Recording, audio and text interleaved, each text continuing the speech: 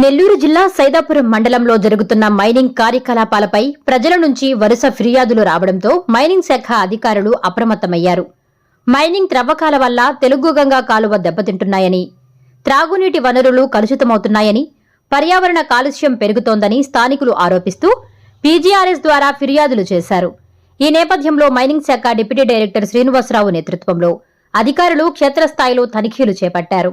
మండలంలోని గిరి మైన్, ఒగ్గు కృష్ణయ్య మైన్, ఎల్షద్ మైన్లను ప్రత్యక్షంగా సందర్శించి అనుమతులు, లైసెన్సులు, నిబంధనల అమలు, త్రవ్వకాల విధానం వంటి అంశాలపై సమగ్రంగా పరిశీలించారు. మైనింగ్ కార్యకలాపాలు నిబంధనలకు అనుగుణంగా జరుగుతున్నాయా లేదా అన్న దానిపై అధికారులు ఆరా తీశారు. తనిఖీల సమయంలో ఎక్కడైనా అక్రమాలు లేదా నిబంధనల ఉల్లంఘనలు గుర్తిస్తే కఠిన చర్యలు తీసుకుంటామని హెచ్చరించారు. ప్రజల ఆరోగ్యం, పర్యావరణ రక్షణకు ప్రాధాన్యత ఇస్తామని స్పష్టం చేశారు. జిల్లాలో అక్రమ మైనింగ్ పై ప్రత్యేక నిఘా కొనసాగుతుందని, అవసరమైతే మరిన్ని తనిఖీలు చేపడతామని తెలిపారు. ఈ తనిఖీల్లో mining RI Swathi, mining surveyor Sudhakar తదితర సిబ్బంది పాల్గొన్నారు. అధికారుల ఆకస్మిక తనిఖీలతో మైనింగ్ నిర్వాహకుల్లో కలకలం రేగింది. Please subscribe SS News AP.